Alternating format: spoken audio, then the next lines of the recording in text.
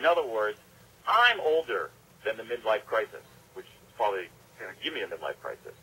Even adolescence, again, isn't some kind of necessarily natural phenomenon. We didn't even talk about adolescence until 1904. And so what's going on now is a kind of, I think in a really dramatic way, a reformation, calibration of a lot of these stages.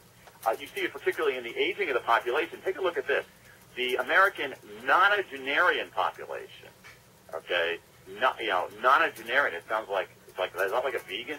You just eat nines? American nonagenarian population is going to quadruple by 2050. That is, we're going to have just a lot of people in their 90s who are still pretty vital. And so this is I'm really intrigued by this. I think that it's worth our all paying attention to, kind of reformulation of stages. Finally, let's go to our fifth category here, education. All right? I think there's a lot of talk lately.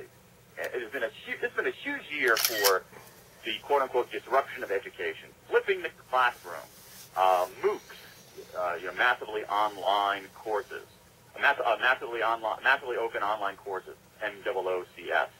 A lot of discussion about student debt, and I'm thinking here about higher education. So we're talking about MOOCs. Okay, so should universities be online? We're talking about student debt. Is it worth it? Is this going to be the next debt bubble? And a big, ferocious debate there. But I think missing in this debate, which I think we either will or at least need to have, is what is college for? All of these things, to me, are collecting and forcing us into this question. What is college and universities for? And when you unpack this, I think you see some conflict. For instance, one of the things that colleges and universities are for is research and the life of the mind. So we have a place for biologists and philosophers and literary scholars to do their research and push the frontiers of knowledge. It's an incredibly important facet of universities, an incredibly important facet for our society. But colleges and universities also do something else. They also help young people acquire thinking skills and some body of knowledge, right? That's part of their role, too. So you need to understand Shakespeare if you want to get a good liberal arts education. You need to be numerate if you want to be a full-functioning adult. But at the same time, we're calling on colleges to do this, preparing people and credentialing people for jobs. So that in many ways, as many economists have written, college has what's called a signaling function, which is that if you graduate from college, you come in with your degree from Ohio State or your degree from Fresno Pacific University, that's going to tell an employer you're prepared for the workforce, which we all know is not true. And so I'm wondering what's going to happen is that this thing that we call colleges and universities, which is carrying out all three of these functions, we're going to split them up. And so we're going to say, hey, there's this thing called that deals with research and life of the mind. There's this thing that helps people acquire kind of general thinking skills and a foundational body of knowledge. But we're also going to have some kind of entity that is going to prepare and credential people for jobs. I'm not certain that a degree, even a degree from a so-called quote-unquote good school, necessarily says that that person is ready for the labor market. In fact, I think you'll talk to many employers who say it does not. And so I'm wondering whether there's going to be the emergence of something else that will actually offer that kind of credentialing. Almost, I mean, it's going to sound silly, almost a kind of finishing school. So you graduate from college, and then you get kind of a 3-month program where it actually prepares you to navigate the world of work. So anyway, this is something that I think is really interesting, and this is a conversation we need to be having. What is college for? So those are my trends. Let me go quickly here to some of the blogs that I'm following. I'm going to go through this really quickly. We all get a lot of our information from blogs and from Twitter and from those kinds of things. I want to tell you about 5 blogs, and almost all of them have Twitter feeds as well, that you might not have heard of, but that I follow and really, really like and find useful. They're all a little bit wonky, sorry, but, as Papa said, I am who I am. Here's Farnham Street. This is a really interesting. To my knowledge, Farnham Street is a one-man band.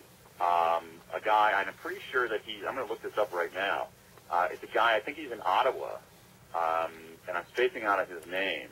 but who does a really remarkable job of looking at culture and history and interesting books that are written and really kind of curating in a variety of really interesting sources. So I check this almost every day. I get their daily email. It's a really, really good site. Related to that is this one. It's called Barking Up the Wrong Tree. The URL is a little bit inscrutable. It's Bacadesio. The guy's name is Eric Barker. And this is another really interesting one where he'll read, the guy reads all the time. And he's reading books and saying, here are the key lessons from this book. This paper just came out. Here's the key lesson from that paper. Really interesting, smart, well-written curatorial service. I shouldn't tell these guys this, but I would actually pay for either one of those. But fortunately, they're both free. Another one that I like. Okay, I've mentioned this before.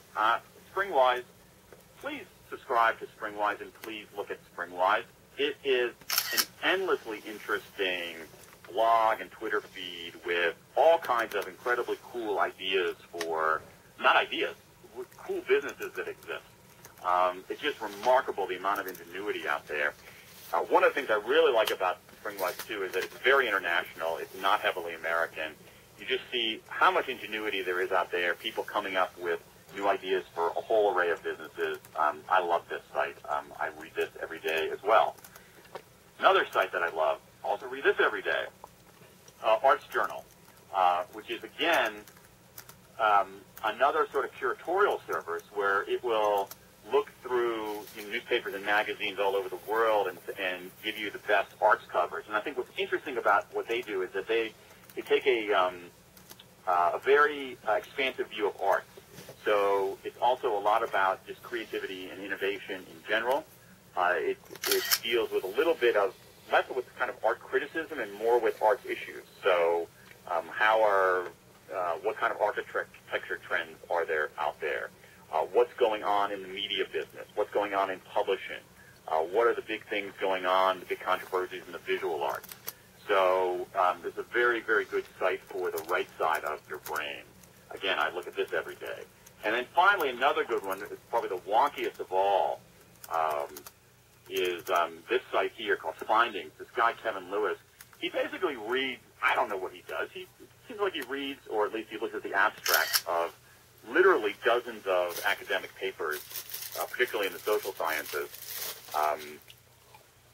every day and distills them and reprints the abstracts and so forth. So this is a really, really good sense of what's going on. Gives you a really good sense of what's going on in the academic world. So those are 5, for me, must-reads. I think you'll find them interesting, too. I hope you will, so we'll have something to talk about. Finally, moving along here, we got tools. Oh, yeah, you can't work without tools, and I want to tell you 5 of my favorite tools. These I can heartily recommend. One I think I've talked about before. These are tools that I'm finding indispensable. They're